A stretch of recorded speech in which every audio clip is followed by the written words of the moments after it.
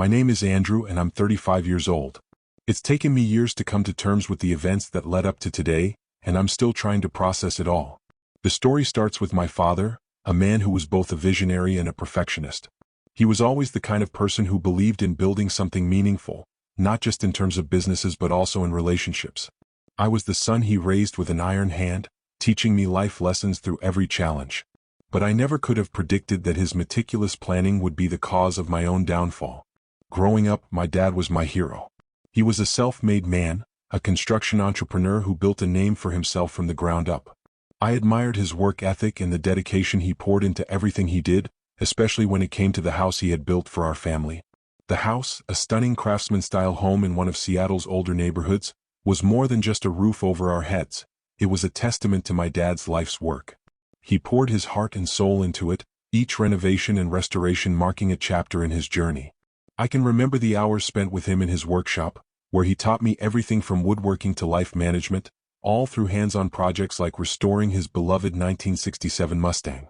It was in that garage that I learned the value of patience, precision, and the importance of doing things the right way even if it took longer. The house was more than a home. It was a legacy, a symbol of my dad's philosophy of hard work, dedication, and integrity. Everything he had built, everything he had worked for was wrapped up in that house. But things began to change when he passed away unexpectedly. The day my dad died was the beginning of the unraveling of everything he had worked for. He had a sudden heart attack while working on a construction site, and by the time I arrived at the hospital, it was too late. His passing was sudden and left a huge void in my life. The weeks following were a blur of grief, funeral arrangements, and an overwhelming sense of loss. But what truly threw me off balance was how my family responded in the aftermath. While I was mourning the loss of my father, my mom seemed to move on almost immediately. She quickly found solace in her grief support group at church, where she met Steve. At first, I thought it was a healthy coping mechanism, but things moved rapidly. Within 6 months, Steve had moved in, and my mom seemed to embrace a completely different life. She stopped mentioning my dad, replaced his old furniture, and even redecorated parts of the house. It was as if she was trying to erase the past, to get rid of everything that reminded her of him. I tried to be supportive, but the rapid changes made me feel uncomfortable, like I was losing my connection to the family I had known my whole life. The real trouble began when Steve's children, James and Lisa, started spending more time at our house. At first, I thought it was just temporary, a way for Steve's kids to find their footing after their own family losses, but it soon became clear that they weren't just visiting. They began making their own changes around the house, taking over spaces that once belonged to my father. James turned my dad's beloved workshop into a CrossFit gym, and Lisa started decorating the house as though it were her own. This was the place where I had spent countless hours learning from my father, and now it was being transformed into something unrecognizable. It wasn't long before I realized the house wasn't just being changed, it was being claimed. Steve, with my mom's support, began making decisions about the house without consulting me. They started tearing down parts of the house that were symbolic of my father's legacy, including the built-in bookshelves my dad had handcrafted himself. When I confronted Steve about it, he told me that the house needed to be updated and that my father's taste was outdated. My mother, who had once cherished the house, now sided with Steve, claiming that it was time for a fresh start. She even removed the old garden my father had planted, a garden that had taken him years to cultivate. It was becoming increasingly clear that my mother and Steve were trying to erase everything that reminded them of my dad. And I, the rightful heir to this house and its legacy, was being pushed aside. I had spent my entire life admiring my father's work, and now it was being destroyed by the very people who should have respected it the most. I began to feel like an outsider in my own home, a place that had once been my father's pride and joy. But I couldn't stand by and watch it all slip away. I had to do something. When I turned 18, things took a drastic turn. My mother had remarried and had 2 kids with Steve. They had been married for a few years when things began to feel uncomfortable for me. I was never truly part of their new family dynamic.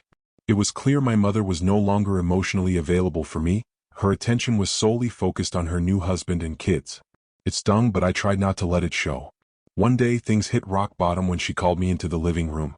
I had been living with them for a while, trying to find my place in this new family structure. I thought I was adjusting, but clearly I wasn't. She and Steve informed me that they could no longer keep me in the house. They wanted me to move out and live on my own. It wasn't a direct eviction, but it was clear they felt that their 2 children deserved the space more than I did. I didn't argue or plead with them, but my heart shattered. I couldn't believe it. I had given up so much for her over the years, and this was how she repaid me? I tried to offer solutions, telling them that I could get a part-time job to contribute, but that wasn't what they wanted. They had already made up their minds. It was as though the fact that I was 18 meant I no longer had any place in their lives. I felt unwanted and rejected. I was more than just a burden to them now. I was the odd one out. I moved to my grandparents' house. They took me in without hesitation, but they weren't able to provide much. They were older and their health was declining. I couldn't rely on them for long. It was at that point I knew I had to figure things out on my own. I found a part-time job at a nearby diner to make ends meet. I did everything I could to pay for groceries, rent, and utilities. The pressure was immense, but I knew I couldn't go back. At first, I still tried to maintain a relationship with my mom. I called her, texted her, but each attempt felt hollow. I was desperate to reconnect, but it seemed like she had already moved on. She had her new family and I was just a distant memory. The worst part was when I realized that even though I had been living in this house all these years, I wasn't part of the family. Steve, her new husband, and the kids were her priority now. It was like I never existed. I had become nothing more than a visitor in a house that I once called home. My mom stopped calling me. She and Steve continued on with their life, seemingly unaffected by my absence. By the time I started college, things had only worsened. I was fully independent now, relying on student loans and the little financial help I could get from my uncle. My mother and I barely spoke. I remember sitting in my dorm room trying to get settled, but feeling completely alone. No one had reached out to help me. Not even my mom, who I thought would at least be there for me during this transition. I didn't expect much, but it hurt more than I had anticipated. Even though things were tough, I was determined to succeed. I worked part-time jobs while attending school to support myself. I was building a future for myself, no matter how difficult it was. I refused to let my circumstances define me. Every day I worked hard, pushing through the exhaustion, the loneliness, and the constant struggle. But there was always this feeling of being abandoned, of being the forgotten one. Eventually, my hard work paid off. I graduated from college with honors, and I landed a job at a major tech company. It felt like the first time in years that I was finally doing something for myself, something I could be proud of. But even in my success, I felt the absence of my family. It wasn't just about missing them, it was about the realization that they had never truly been there for me. As I started my career, I worked hard to make a name for myself, focusing on building a future. Still, the lack of support from my family lingered in the back of my mind. It was as if I had built everything by myself. There was no help, no congratulatory call from my mom or anyone in that new family. They didn't even care to ask how I was doing. It took years for me to come to terms with the fact that I couldn't keep trying to get their approval. I had to let go of the idea that I needed their validation to feel whole. As hard as it was, I had to accept that I had made it on my own. That was the only way I was going to survive and thrive. But little did I know life had other plans for me. The twists and turns that would follow would test my resolve and force me to confront the choices I had made, as well as those my mom had made. What came next would shake me to my core and make me question everything I had built. Life continued, and I tried to move forward, focusing on my career and building my independence. But I couldn't shake the feeling that something was missing. I had achieved a lot on my own, but it was hard to ignore the absence of my family's support, especially from my mother. My success felt hollow without their acknowledgement. Still, I pushed through, refusing to dwell on the past. One day, several years after I had moved out and after I had finally found stability in my life, I received an unexpected call from my mom. It had been a while since we last spoke. I had blocked her number after years of silence, but somehow she had gotten through. I wasn't sure what to expect. Was she calling to apologize for everything? Or was she just checking in to see how I was doing? When I picked up, I could barely recognize her voice. She sounded different, older, more fragile, and strangely vulnerable. She wasn't crying, but there was a noticeable tremor in her voice. She began with small talk, asking how I had been and what I had been up to. It felt awkward. I wasn't used to this version of my mother, the one who was actually showing interest in my life. But then she got to the point. She started talking about how difficult things had become for her and Steve. She mentioned their financial struggles, which I hadn't heard about before. They were having trouble paying for their home and the kids' schooling, and she admitted that she was scared. For the first time, I heard genuine fear in her voice. She was asking for help. But this wasn't a typical request for advice or even emotional support. She needed money. Specifically, she wanted me to help pay for the college education of her children, my half-siblings. I was taken aback. After all these years, after everything that had happened, she was asking me for financial help? She and Steve had been living comfortably, And now, after everything they'd done to me, they wanted me to step in and save them? It felt surreal. I didn't know what to say. I paused, trying to process what she was saying. "Mom," I said slowly, "you're asking me for money after all of this?" I could hear her growing frustrated. "I've worked so hard for everything I have, and you didn't want me in your life when I needed you. You kicked me out of the house when I was just a teenager, and now you want me to help pay for your children's education?" She tried to explain. She said it wasn't about the past, that she had made mistakes but was trying to move forward. She kept saying that it wasn't easy for her either. But no matter how hard she tried to justify her actions, I couldn't shake the hurt. I couldn't forget how she had distanced herself from me, how she had chosen Steve and his kids over me. "I've been working hard to get where I am," I said firmly. "And I've been doing it without your help. You didn't even support me when I was in school, and now you think I owe you?" She went silent for a moment as if processing what I said. Then she tried again, this time shifting her approach. She told me that Steve's children were now getting older and that they needed help with their future, just like I had needed help when I was younger. "You were always Dad's pride and joy," she said. I wanted the same for them. I couldn't believe my ears. She was still trying to guilt-trip me, still trying to manipulate me into feeling responsible for her decisions. It wasn't about helping her children. It was about her wanting something from me after years of neglecting me. I felt my anger rising. "You didn't support me, Mom," I said, my voice growing cold. "You chose Steve and his kids over me, and now you want me to help you? I'm not doing it. I'm not going to be the one to bail you out." She tried to argue, but I was done listening. I reminded her that her actions had consequences, and I wasn't going to be the one to clean up the mess she had created.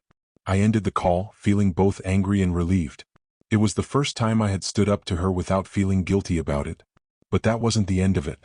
In the days that followed, I started getting messages from my aunt, my cousins, and even some of my mom's old friends, all telling me that I needed to help my mom. They painted me as the villain in this situation, accusing me of being heartless for not supporting her.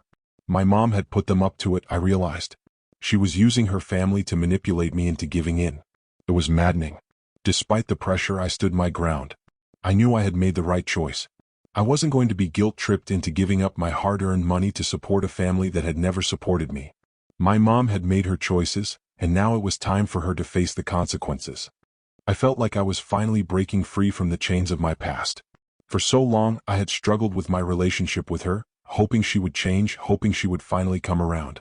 But now I was seeing her for who she really was, someone who only cared about herself and was willing to use me to get what she wanted. It wasn't easy, but I knew this was the moment I had to put myself first. As the days passed, I couldn't stop thinking about what had just transpired. The call with my mom, her request, and the guilt-tripping messages from relatives all weighed heavily on me. I was still grappling with the fact that after everything, she had the nerve to ask me for help. But the more I thought about it, the more I realized that I was right to stand my ground. I had spent so many years trying to earn her approval, trying to do everything I could to get her to love me, but it had never worked. I had come to the conclusion that it wasn't my responsibility to fix her problems, especially after the way she had treated me. She had chosen her new family over me time and time again, and now, when the situation got tough, she expected me to step in and save her. I didn't owe her anything. Yet, even though I was firm in my decision, I couldn't completely shut off the feelings of guilt that came with it. I couldn't help but feel like a part of me was betraying my mother by not helping her, by not being there when she needed me. But then I reminded myself of the years of neglect, the way she had pushed me aside in favor of her new life. She had made her choices, and now I had to make mine. It wasn't just my mom who was upset with me. Steve had become more aggressive in his demands. He started sending me bills for the improvements they were making to the house, even though I had never authorized any of the work. I had tried to explain to him that the house was mine, that they had no right to make decisions about it without my consent, but he refused to listen. His attitude only made things worse. One afternoon, I received a call from Steve, his voice dripping with condescension. "Look, son," he began, "we've been living here for a long time, and we've invested a lot of money into making this house our own. You can't just come in and take it away from us." His tone was more arrogant than ever. I could feel my blood boiling as I listened to him talk down to me. I had had enough. I stood up for myself, reminding him that the house was legally mine and that I had the right to do whatever I wanted with it. "You've done enough damage," I said. "I'm not going to let you destroy my father's legacy. You don't get to dictate what happens here." Steve didn't take kindly to my response. He began listing all the improvements they had made, as if those changes somehow gave them ownership of the property. But I wasn't about to back down. I told him that his modifications had only devalued the house, that what my father had built and maintained was far more valuable than anything they had done. After the call, I felt a sense of clarity. I had finally made my decision.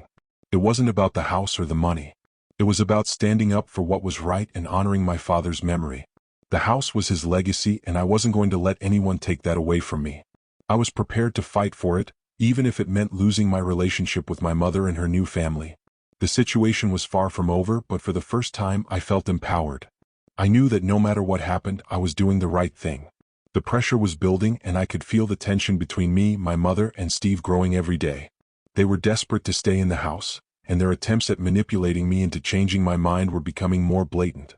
Every call and message from my mom seemed like another attempt to guilt-trip me into helping her out. She tried to twist the situation, framing it as though I was the villain for not stepping up to help her family, for not understanding her new life. But I was resolute. I wasn't going to let their emotional manipulation work on me anymore. I had already given them so much. Years of support, years of trying to fit into their new family dynamic, years of my own hopes and dreams being sidelined for the sake of their happiness. It was time for me to take control of my life, and that meant protecting my father's legacy and his hard-earned property.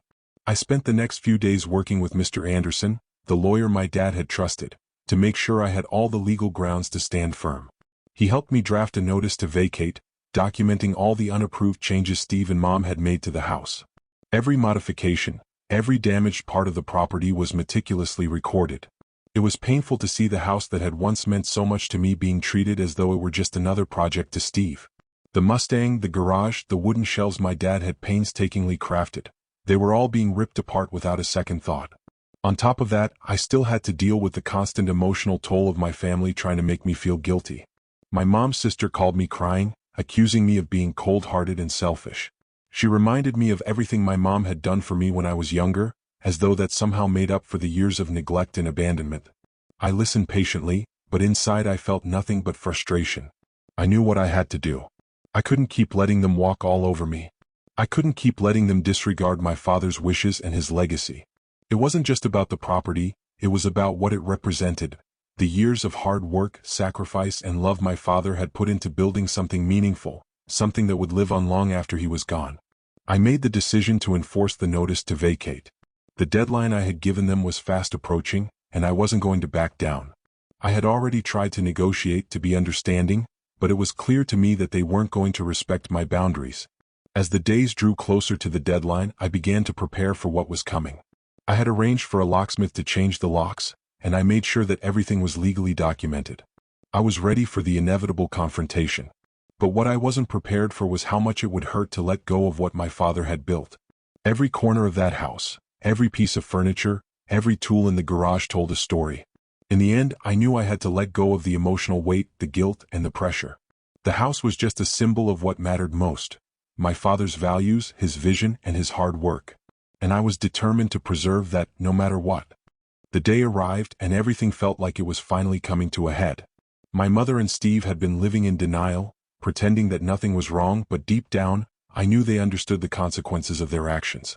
The longer they stayed, the more their sense of entitlement seemed to grow. I had already made my decision, but standing firm now felt like the hardest thing I'd ever done. I knew the legal process was on my side, but emotionally, this was exhausting. The family drama had reached a boiling point, and I felt like I was losing everything. The tension was palpable when I walked into the house that morning, knowing it would likely be the last time I would be here with the family. Steve had already begun packing up his things, his eyes filled with defiance. My mother, however, was a different story. She couldn't seem to process what was happening, as if she still thought this was just a phase. She refused to accept that her manipulation had finally met its limit. "I can't believe you're doing this," my mom cried, her voice full of desperation. "You can't just take the house from us. It's not right." Her words stung, but I had heard them all before. They had been using guilt to control me for years, but I had to remind myself that I wasn't that vulnerable teenager anymore. "I'm not taking anything from you," I replied, my voice steady. "I'm just taking back what's mine. The house was left to me, and I've done nothing but allow you to stay here without asking anything in return. But that's over now." Steve scoffed, clearly irritated. "You're so hung up on the past. This place needs to be modernized. You're holding on to something that's already gone." His dismissive tone was enough to make my blood boil, but I refused to let him see my anger. "It's not about the house, Steve," I said, standing my ground. "It's about respecting my father's legacy. This house represents everything he worked for. You don't have the right to tear it apart just because you think it needs updating." Mom was silent for a moment, and I could see the realization slowly sinking in. The game was over. They couldn't manipulate me any longer. "I understand why you're upset," I continued, "but I have my own family now. My priorities have changed. I don't owe you anything. I've spent years trying to make this work and I'm done." The silence in the room was deafening. For the first time, I didn't feel guilty for standing up for myself. I had given them every chance to make things right, but they had chosen to ignore my feelings, to tear apart what my father had built. It was over. I had taken the necessary steps to preserve my father's memory and his legacy. The house, the tools, the Mustang, it was all part of him, and I would make sure that it lived on. As my mother and Steve packed up their things, the weight on my shoulders began to lift. I wasn't the villain in this story. I had done what was right, and I had fought for what my father had left behind. And now I could finally move on with my life, knowing that I had honored his memory in the way he would have wanted. The key lesson from this story revolves around the importance of honoring family legacies while maintaining personal boundaries. It teaches us that standing up for what is right, even when it is difficult and unpopular, is crucial for preserving integrity. The narrator's journey highlights how emotional manipulation and entitlement can erode relationships, but also how reclaiming personal space and protecting what's rightfully yours can ultimately lead to peace of mind. This story is a reminder that, as we grow older, we must be vigilant about not allowing ourselves to be manipulated or guilted into actions that compromise our values. At the same time, it is essential to recognize that our personal boundaries are not only a form of self-care but also a way of showing respect to our loved ones. Sometimes doing the right thing means making tough choices that might not be appreciated by everyone, but it's important to remember that respecting one's own values and beliefs is part of building a life of fulfillment and peace. For the elderly, this story may resonate deeply as it underscores the importance of reflection, standing firm in one's decisions, and knowing that it's never too late to make the right call, whether it's in our relationships or the legacies we leave behind. It's also a reminder that the choices we make today shape the stories we pass down for future generations, making it all the more essential to act with integrity and purpose. Thank you so much for watching. I hope you found this story as impactful and thought-provoking as I did. If you felt that this video brought you value, please take a moment to comment 1 below. I'd love to hear your thoughts and reflections on the story as well. Don't forget to hit that subscribe button to stay updated with more stories and insights just like this. If you enjoyed the video, give it a thumbs up and share it with others who might need to hear this message. Your support truly means the world. And of course, feel free to share your feelings about the video in the comments. I always appreciate hearing from you, and I look forward to connecting with you in the next one. Thank you again for being here and take care.